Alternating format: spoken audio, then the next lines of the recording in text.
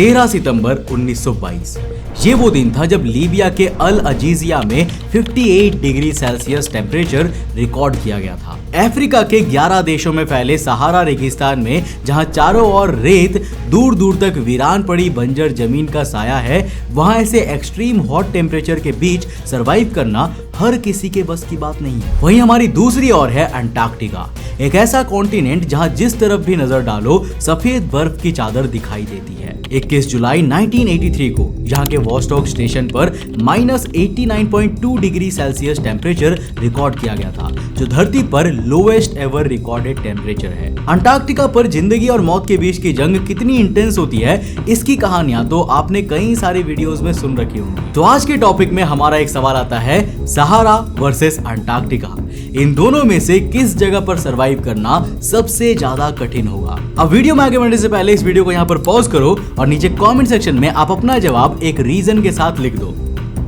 लिख दिया? अब आगे बढ़ते हैं और देखते हैं कि क्या आपका जवाब सही है। तो हेलो गाइस, मैं हूं कौशिक और चलिए शुरू करते हैं एक और नए एपिसोड।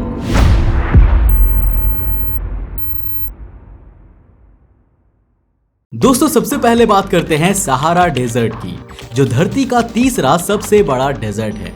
जी हाँ दोस्तों, बिल्कुल सही सुना आपने। बचपन से किताबों में जिसे आप लार्जेस्ट डेजर्ट पढ़ते आ रहे हैं ना, वो रियलिटी में हमारी दुनिया में तीसरे नंबर पर आता है। अब भाई यहाँ पर सहारा समय के साथ साथ श्रिंक नहीं हो रहा, बल्कि यहाँ गलती आपके रॉन्ग कॉन्सेप्ट्स की है। दरअसल देखो, एक डेजर्ट वो नहीं होता जहाँ दूर दूर तक बस रेत ही रेत फैली हो। डेजर्ट एक्चुअल में उस जगह को कहा जाता है ना जहाँ बारिश बेहद ही कम मात्रा में होती है।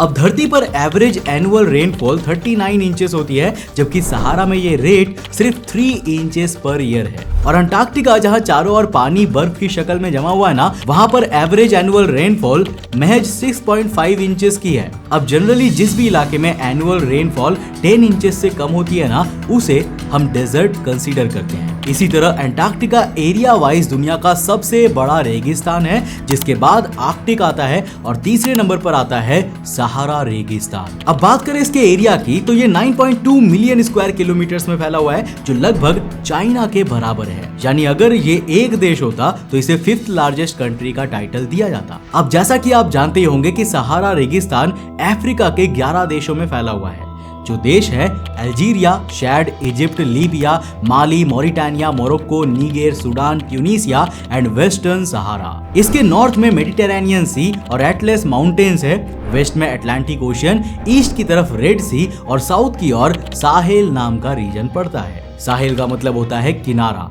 बेसिकली ये वो रीजन है जहां अफ्रीका वीरान और बंजर सहारा डेजर्ट से ग्रीनरी की ओर ट्रांजिशन करता है। अब चाहे आप दुनिया के किसी भी कोने में हो, अंटार्कटिका के ठंडे बर्फ में या सहारा के गर्म रेगिस्तान में, पैसे की इंपॉर्टेंस हर जगह होती है। और आज के समय में स्टॉक मार्केट दुनिया भर में एक्सेसिबल है, जहां से आप अपना फाइनेंशियल फ्यूचर सिक्योर कर सकते हो। क्योंकि आज स्टॉक मार्केट सिर्फ एक इन्वेस्टमेंट का मीडियम नहीं है, बल्कि पैसा बनाने की एक अपॉर्चुनिटी बन गई है। फ्यूचर एंड ऑप्शंस ट्रेडिंग का क्रेज भी इस वजह से बढ़ता जा रहा है, क्योंकि चाहे मार्केट ऊपर जाए या नीचे, दोनों सिचुएशंस में कमाई हो सकती है। लेकिन ये भी सच है कि मार्केट की टेक्निकलिटी समझना और ट्रेडिंग शुरू करना लोगों के लिए एक बड़ा सवाल बन जाता है। और इसी प्रॉब्लम का परफेक्ट सोल्यूशन लेकर आई है एक सिंपल और powerful app, market wolf. Market wolf एक सेबी रजिस्टर्ड ट्रेडिंग ऐप है, जो बिगिनर्स और एक्सपीरियंस ट्रेडर्स दोनों के लिए एकदम इजी और रिलायबल है। इसका सबसे यूनिक फीचर है कि यहाँ ट्रेडिंग अकाउंट खोलना बिल्कुल फ्री है। जी हाँ दोस्तों, लाइफ टाइम फ्री। जब दूसरी ब्रोकरेजेस 200 से 300 रुपए अकाउंट ओपनिंग के चार्ज लेती है, मार्केट वुल्फ आपको बिना किसी फी के शुरुआत करने का चांस देता है, वो भी एक्सपर्ट के गाइडेंस के साथ। अब चलिए आपको दिखाता हूँ कि मार्केट वुल्फ ऐप काम कैसे करता है। तो सबसे पहले मैंने मार्केट वुल्फ ऐप को ओपन किया और अपना पिन डाल के लॉग इन किया। लॉग इन करने के बाद मैंने easy way to trade option को सिलेक्ट किया। फिर मैंने डिसाइड किया कि मुझे बैंक निफ्टी में ट्रेड करना है। अब मार्केट ट्रेंड्स देखकर मुझे लगता है कि मार्केट नीचे जाएगा।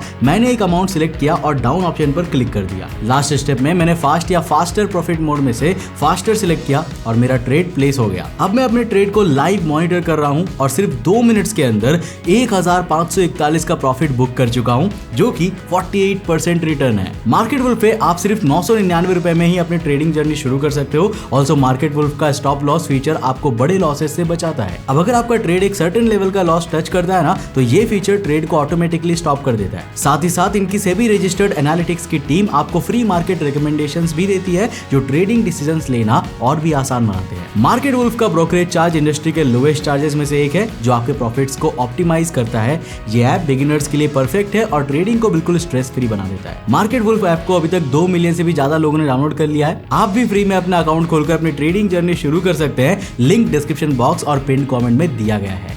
Now coming back to the topic. वैसे जब हम सहारा रेगिस्तान के बारे में सोचते हैं ना, तो हम एक ऐसी जगह को इमेजिन करते हैं जहां दूर दूर तक केवल रेत ही रेत मौजूद होगा, पर रियलिटी में ऐसा नहीं है। सहारा के सिर्फ 25% लैंड पर ही सैंड ड्यून्स देखने को मिलते हैं। बाकी 75% land Rocky plateaus, salt flats, पत्थरों से बने प्लेन्स, माउंटेन्स और सूखी घाटियों से घिरा हुआ है। इवन यहाँ पर नदियां और ओआसिस भी है। सहारा रेगिस्तान का सबसे ऊंचा माउंटेन माउंट काउसी है, जो एक एक्सटिंक्ट वॉल्केनो है और जिसकी हाइट 3415 मीटर्स का है। सहारा एक अरेबिक वर्ड होता है जिसका मतलब है डेजर्ट, यानी बेसिकली इसका इंग्लिश ट्रांसलेशन होगा डेजर्ट।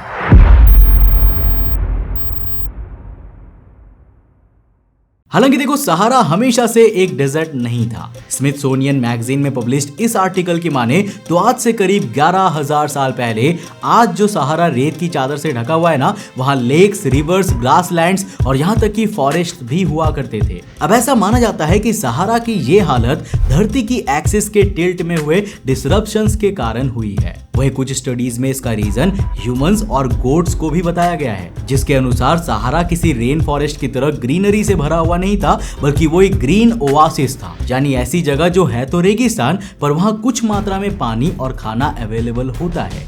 लेकिन यहाँ पर मौजूद इंसानों ने ना यहाँ के रिसोर्सेज का ओवर एक्सप्लॉयटेशन किया और गोट्स के द्वारा की गई ग्रेजिंग ने यहाँ के इकोलॉजिकल बैलेंस को बिगाड़ दिया, जिसके कारण ये समय के साथ साथ सूखता चला गया। वैसे रेन फॉरेस्ट से याद आया कि धरती का सबसे बड़ा रेन फॉरेस्ट जो कि साउथ अमेरिका का अमेज़न रेन फॉरेस्ट है ना, वो भी सहारा रेगिस्तान के कारण ही जिंदा है। देखो, नासा की ये रिपोर्ट बताती है कि हर साल 182 मिलियन टन सैंड और डस्ट के पार्टिकल्स विंड के साथ सहारा से उड़कर अमेज़न रेन फॉरेस्ट में पहुंचते हैं। इससे अमेज़न की सॉइल को 22,000 टन फास्फोरस मिलता है, जिसके बिना अमेज़न में ट्रीज ग्रो नहीं हो सकते हैं। अब दोस्तों, आज के समय में सहारा रेगिस्तान एक सूखा वीरान इलाका है, लेकिन अपने पास्ट की तरह फ्यूचर में भी ये दोबारा से ग्रीन होने वाला है। कुछ रिपोर्ट्स बताती है कि आज से करीब 15,000 सालों बाद सहारा एक बार फिर ग्रीन हो जाएगा। हालांकि देखो, आज तो हमें इसी सहारा में सरवाइव करना होगा, जहां इतनी गर्मी होती है जिसे सहन कर पाना सबके बस की बात नहीं होती।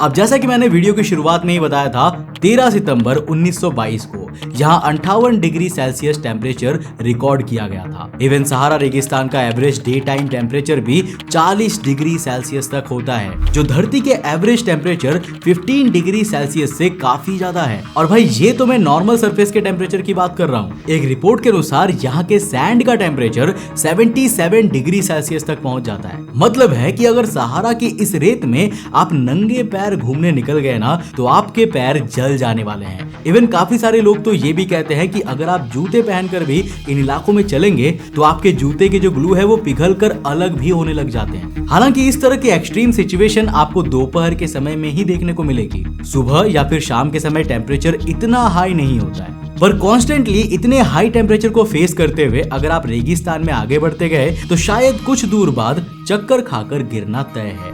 आपको डिहाइड्रेशन, हीट एग्जॉशन और यहाँ तक कि हीट स्ट्रोक का सामना भी करना पड़ सकता है, जो आपकी जान ले सकता है। अब बात चली है डिहाइड्रेशन की, तो मैं आपको बता दूं कि हमारी बॉडी का 50 to 70% मास वाटर का होता है, जिसमें से अगर 2% वाटर भी कम हो जाता है ना, तो हमें डिहाइड्रेशन हो सकता है और कॉन्स्टेंटली पानी की कमी को फेस करना हमारी जान भी ले सकता है। और सहारा में तो ऐसे भी कई जगहें हैं जहां 100 किलोमीटर तक एक भी पानी का सोर्स नहीं है। अब आधे से ज्यादा सहारा डेजर्ट तो ऐसा ही है जहां साल भर में 1 इंच भी रेनफॉल नहीं होती। अब जरा सोच कर देखो, आप सहारा रेगिस्तान की शांत रेत के बीच से तपती गर्मी का सामना करते हुए गुजर रहे हो और अचानक यही रेत शैतानी रूप ले लेती है। आपके चारों ओर हवा में रेत का तूफान नजर आने लगता है और फिर उसके आगे कुछ भी नहीं दिखाई देता। अब सहारा रेगिस्तान में ऐसा कुछ होना काफी आम बात है, क्योंकि यहाँ पलक झपकते ही सैंड स्टॉर्म्स जन्म ले लेते हैं जिनकी स्पीड 40 किलोमीटर पर आवर तक होती है। ये 15 मीटर्स तक ऊंचे हो सकते हैं और इसके फाइन सैंड पार्टिकल्स आपकी आंखों और रेस्पिरेटरी सिस्टम को बुरी तरह से इंजर्ड कर सकते हैं। अब ये बात तो हुई डे टाइम की, पर शाम ढलते ही इस वीरान रेगिस्तान में एक अलग ही मंजर देखने को मिलता है। जिस रेत में दिन के समय में आप तपती गर्मी का सामना कर रहे थे ना, वही सूरज ढलते ही ठंडी होने लगती है और रात के समय सहारा रेगिस्तान का टेम्परेचर -4 डिग्री सेल्सियस तक पहुंच जाता है। यानी एक ही दिन में 40 से लेकर 50 डिग्री सेल्सियस का टेम्परेचर का स्विंग हो रहा है। ऐसे सिचुएशन में आपको हाइपोथर्मिया हो सकता है, और अगर आपकी बॉडी इसके यूज टू नहीं है या फिर आप इससे बचने के लिए प्रॉपर मेजर्स नहीं लेते तो कुछ ही घंटों में आपकी मौत तय समझो। सहारा में बहुत से डेडली इंसेक्ट्स और एनिमल्स भी पाए जाते हैं जिनसे आपका सामना कभी भी हो सकता है, जैसे कि डेथ स्टॉकर स्कॉर्पियन और हॉर्नेड वाइपर। ये ऐसे जीव है जो एक बार डंक मार देना तो तुरंत इलाज ही बचने का एकमात्र जरिया होता है। ये सिचुएशन तब और भी इंटेंस हो जाती है जब आप सुनते हो कि सहारा के कई एरियाज तो ऐसे हैं जहां पर स्क्वायर किलोमीटर महज 1 या 2 लोग ही रहते हैं। तभी तो पिछले 4 सालों में करीब 1180 लोग सहारा रेगिस्तान से गुजरते हुए अपनी जान गंवा चुके हैं। और भाई ये तो वो फिगर है जो डॉक्यूमेंटेड है, रियलिटी में ये नंबर कितना बड़ा हो सकता है इसका अंदाजा लगाना इम्पॉसिबल है। हालांकि देखो, ऐसा नहीं है कि पूरा सहारा रेगिस्तान खाली ही पड़ा हुआ है। सहारा रेगिस्तान में आज भी करीब 25 लाख लोग रहते हैं एंड ऑब्वियसली ये सभी लोग वहां सरवाइव कर रहे हैं। पर अगर आप ऐसी वेदर कंडीशन से यूज्ड टू नहीं है तो भाई सहारा किसी पल भी आपकी जान ले सकता है।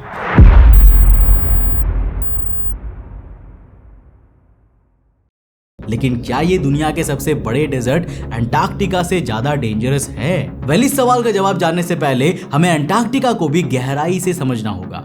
अब दोस्तों, अंटार्कटिका का लैंडस्केप सहारा रेगिस्तान से बिल्कुल ऑपोजिट है। अब एक तरफ जहां सहारा रेगिस्तान में रेत ही रेत मौजूद है ना, वही अंटार्कटिका पर चारों तरफ बर्फ ही बर्फ देखने को मिलती है। अंटार्कटिका 14.2 मिलियन स्क्वायर किलोमीटर्स में फैला हुआ है, जो यूरोप से 40% ज्यादा एरिया है, जो इसे धरती का 5th लार्जेस्ट कॉन्टिनेंट बनाता है। अंटार्कटिका के मेजॉरिटी एरिया में 1.9 किलोमीटर थिक आइस की शीट फैली हुई है और धरती का साउथ पोल भी यहीं पर है। इस कॉन्टिनेंट का एवरेज टेम्परेचर -43.5 डिग्री सेल्सियस है, जो इसे आम इंसानों के लिए ऑलमोस्ट इनहैबिटेबल बना देता है। बात करें अंटार्कटिका के एक्सप्लोरेशन की, तो इसे सबसे पहले साल 1820 में रशियन एक्सप्लोरर्स ने खोजा था और इस पर पहली कंफर्म्ड लैंडिंग साल 1895 में नॉर्वे की एक टीम ने की थी। हालांकि ह्यूमन हिस्ट्री में जाके तो कुछ ऐसे भी सबूत मिलते हैं जो दिखाते हैं कि शायद हम इंसान अंटार्कटिका के बारे में इससे पहले भी जानते थे और शायद वहां ह्यूमन सिविलाइजेशन रहा भी करती थी, जिसके बारे में हम ऑलरेडी कुछ वीडियोस में बात कर चुके हैं। अब अंटार्कटिका पर लोग रहते थे या नहीं ये तो कंफर्म नहीं है, लेकिन वेरियस स्टडीज ये कंफर्म करती है कि आज से 10 करोड़ साल पहले अंटार्कटिका एक ट्रॉपिकल पैराडाइज हुआ करता था। मतलब यहाँ पर घने जंगल और जीवों की प्रजातियां दोनों ही एग्जिस्ट करते थे। हालांकि क्लाइमेटिक चेंजेस के कारण ये जगह बर्फ में बदल गई। दोस्तों, अंटार्कटिका वो जगह है जहाँ कोई भी परमानेंट इनहैबिटेंट नहीं है। दुनिया के करीब 30 देश मिलकर इसे गवर्न करते हैं और साल 1959 में साइन हुई अंटार्कटिका ट्रीटी के अनुसार जहां military activity, mining, nuclear explosions और न्यूक्लियर वेस्ट डिस्पोजल जैसी एक्टिविटीज नहीं की जा सकती। हालांकि आज के समय पर दुनिया के 29 देशों ने यहां 70 परमानेंट रिसर्च स्टेशन स्टैब्लिश किए हुए हैं, जिनमें से 2 रिसर्च स्टेशंस मैत्री और भारती हमारे देश ने भी स्टैब्लिश किए हुए हैं और हम तीसरा स्टेशन एस्टैब्लिश करने की प्लानिंग भी कर रहे हैं। समर के दौरान ना जब अंटार्कटिका पर टेम्परेचर थोड़ा ज्यादा होता है, तब सभी देशों के रिसर्च स्टेशंस को मिलाकर यहाँ पर करीब 5000 लोग रहते हैं, जबकि विंटर के समय में ये नंबर गिरकर केवल 1000 हो जाता है। अंटार्कटिका की विंड्स भी दुनिया में सबसे फास्ट और पावरफुल होती है। यहाँ की कैटाबेटिक विंड्स जो स्लोप से नीचे की ओर चलती है ना, उनकी स्पीड 300 किलोमीटर पर आवर तक पहुंच सकती है। जुलाई 1972 में तो यहाँ के ड्यूमाउंट डरवाइल स्टेशन पर 327 किलोमीटर पर आवर की विंड्स को रिकॉर्ड किया गया था। इन विंड्स का कोल्ड एक्सपोजर अंटार्कटिका में सर्वाइवल को और भी चैलेंजिंग बना देता है और बॉडी टेम्परेचर में तेजी से गिरावट होती है, जो डेडली साबित हो सकता है। अब अगर आपने हमारी ये और ये वाली वीडियो देखी है तो आपको अच्छे से पता होगा कि अंटार्कटिका पर सर्वाइवल की जंग कितनी ज्यादा इंटेंस होती है।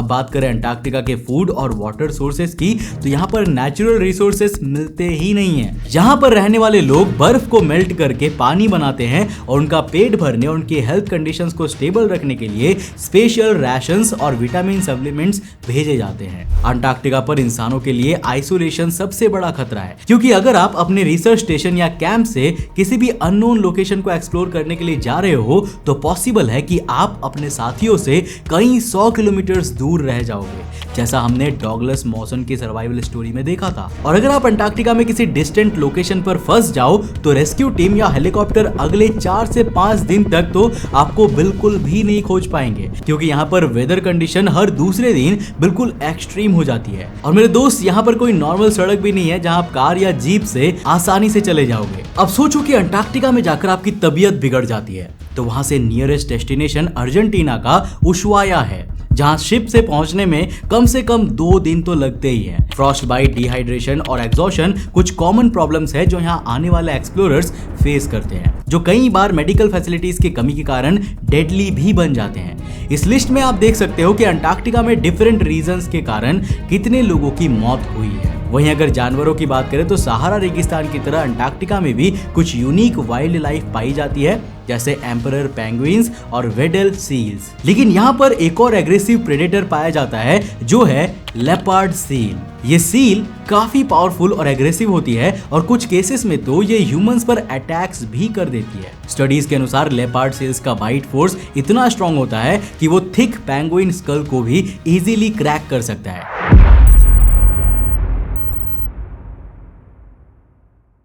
तो दोस्तों, सहारा और अंटार्कटिका दोनों को ही डिटेल में जान लेने के बाद हम अपने फाइनल सवाल पर आते हैं, जो ये है कि आखिर इनमें से कौन सी जगह पर सर्वाइवल ज्यादा मुश्किल है। अब अगर आप सर्वाइवल एक्सपर्ट्स और रिसर्च फाइंडिंग्स को देखोगे तो दोनों जगह के कंडीशन अपनी अपनी जगह पर एक्सट्रीमली हार्श है। सहारा में एक्सट्रीम हीट, डिहाइड्रेशन और सैंड स्टॉर्म्स है जो सर्वाइवल को बिल्कुल डिफिकल्ट बना देती है, तो वहीं पर अंटार्कटिका में एक्सट्रीम कोल्ड, पावरफुल विंड्स और लिमिटेड रिसोर्सेस है जो सर्वाइवल को और भी चैलेंजिंग बनाते हैं। एक सर्वे के अनुसार जो लोग पोलर एक्सपीडिशन पर गए हैं उन्होंने अंटार्कटिका को सहारा से ज्यादा डिफिकल्ट माना है, क्योंकि एक्सट्रीम कोल्ड और लो ऑक्सीजन लेवल्स के कारण बॉडी पे काफी स्ट्रेस पड़ता है। इसके अलावा अगर आप अंटार्कटिका के टेम्परेचर स्विंग्स और हाई विंड स्पीड्स को देखोगे तो यहाँ पर सर्वाइवल का रिस्क और भी ज्यादा बढ़ जाता है। और यार, अगर आप जनरली भी देखो ना तो सहारा में आज भी लाखों लोग रह रहे हैं, मतलब वो वहां पर सरवाइव कर रहे हैं और उनकी बॉडीज ने सहारा की एक्सट्रीम कंडीशन के हिसाब से एडजस्ट करना सीख लिया है। पर क्या यही बात हम अंटार्कटिका के पर्सपेक्टिव में कह सकते हैं? अंटार्कटिका पर जाने वाले साइंटिस्ट को मैक्सिमम वहां पर 3 से लेकर 6 महीने तक के लिए ही भेजा जाता है, या ज्यादा से ज्यादा 15 महीने के लिए, जिसमें 2 समर्स और एक विंटर सीजन शामिल होता है। हालांकि आखिरी फैसला मैं आपके ऊपर छोड़ना चाहता हूँ। आपके पास इन दोनों ही लोकेशंस के एक्सट्रीम कंडीशंस की डिटेल्स है। आप मुझे कंपेयर करके खुद ये बताओ कि आपको क्या लगता है किस जगह पर ह्यूमंस का सरवाइव करना सबसे ज्यादा मुश्किल होगा। अब अगर मैं अपनी ओपिनियन दूं तो मुझे लगता है कि वो जवाब अंटार्कटिका ही होना चाहिए। बाकी अगर आपको ये वीडियो पसंद आया, कुछ नया सीखने को मिला, तो इस वीडियो को लाइक कर देना, अपने दोस्तों के साथ जरूर शेयर करना और उनसे भी जरूर पूछना कि उनके हिसाब से क्या लगता है कि अंटार्कटिका या सहारा कौन सी जगह सर्वाइवल के लिए सबसे ज्यादा डिफिकल्ट है। अगर आप नए उस चैनल पे तो इस चैनल को सब्सक्राइब करने के साथ साथ नोटिफिकेशन बेल ऑन कर देना। और अगर आपको ये वीडियो पसंद आया ना तो मैं आपको रिकमेंड करूंगा कि आप अगली वीडियो इसे जाकर जरूर देखना, जिसमें हमने बात किया है कि नॉर्थ पोल और साउथ पोल में टेम्परेचर का डिफरेंस क्यों है, आखिर साउथ पोल सबसे ज्यादा ठंडा क्यों है और नॉर्थ पोल जो कि ऑलरेडी ग्लेशियर्स से भरा हुआ है वो साउथ पोल के कंपैरिजन में गर्म क्यों है।